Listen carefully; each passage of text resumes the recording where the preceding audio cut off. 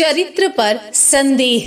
जय श्री कृष्ण दोस्तों, प्रभु कहते हैं कि इस सृष्टि की रचना में नारी का अक्षुण्ण योगदान है, क्योंकि नारी ममता, दया, क्षमा आदि का एकमात्र स्थान है, जिसके बिना तो सृष्टि ही अधूरी है।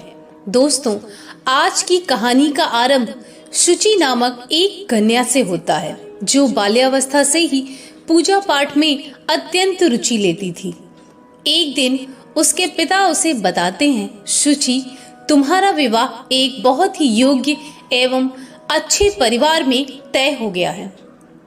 वो लोग भी ईश्वर में अत्यंत आस्था और विश्वास रखते हैं। शुचि ना चाहते हुए भी विवाह के लिए अपनी स्वीकृति दे देती है।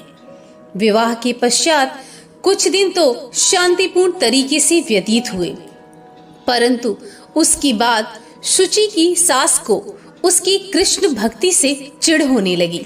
वो अपने पुत्र से भी कहने लगी कि शुचि एक ढोंगी है, भला तुम्हारे होते हुए किसी और की पूजा की क्या आवश्यकता। बैजनाथ ने कहा, नहीं माँ, तुम शुचि की कृष्ण भक्ति पे तनिक भी शक मत करो। वो एक पतिव्रता नारी है, पाप तो उसे छू भी नहीं सकता। एक दिन द्वार पर एक ब्राह्मण भिक्षा मांगने आया। अचानक ही उसकी एक आंख में धूल के कुछ कण चले गए थे। उसने भिक्षा देने आई शुचि से आग्रह किया तो वो वहीं बैठकर ब्राह्मण भिक्षुक की आंखों से कंकण निकालने लगी। उसकी सास ने जैसे ही उसे ऐसा करते देखा, वो अपने पुत्र को लेकर बाहर आ गई और उससे दिखाकर कहने लगी, तूने इसे सती का स्थान दिया था ना? अरे ये तो कुल घातिनी, कुल नाशिनी निकली। क्या तुझे अब भी मेरी बातों पर शंका है? उस दिन से बैजनाथ का शुचि के प्रति विश्वास टूट गया। एक दिन राज्य में महल के एक विशेष कक्ष का द्वार स्वतः ही बंद हो गया था। सभी ने बहुत प्रयास किया, परंतु कोई भी द्वार खोलने में सफल नहीं हुआ। तभी एक ज्योतिषी ने आकर सभी से कहा, ये द्वार आपसे नहीं खुलेगा।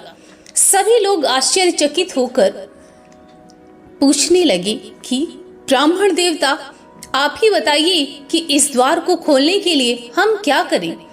ब्राह्मण ने बताया, इस द्वार को केवल एक शुद्ध चरित्र वाली स्त्री ही खोल सकती है।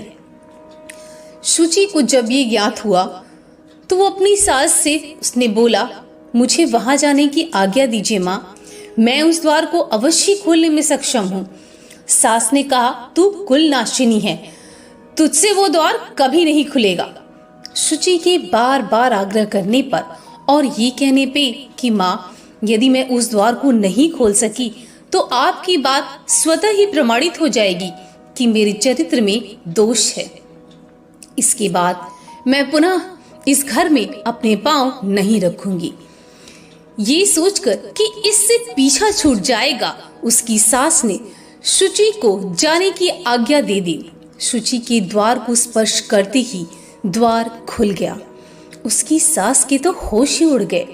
उसने शुचि से क्षमा मांगी और उससे घर पुनः लौटने का आग्रह किया, परंतु सहसा एक तेज रोशनी हुई जिसमें शुचि चली गई, और जब सब कुछ शांत हुआ तो वो कहीं दिखाई नहीं दी। दोस्तों, शुचि ने न केवल अपनी सच्ची भक्ति का प्रमाण दिया, अपितु अपने चरित्र और आत्मसम्मान की भी रक्षक वो स्वयं ही बनी। दोस्तों, प्रभु भी तो यही कहते हैं कि जहाँ नारी की पूजा होती है, ईश्वर का वास भी वहीं होता है। राधे राधे।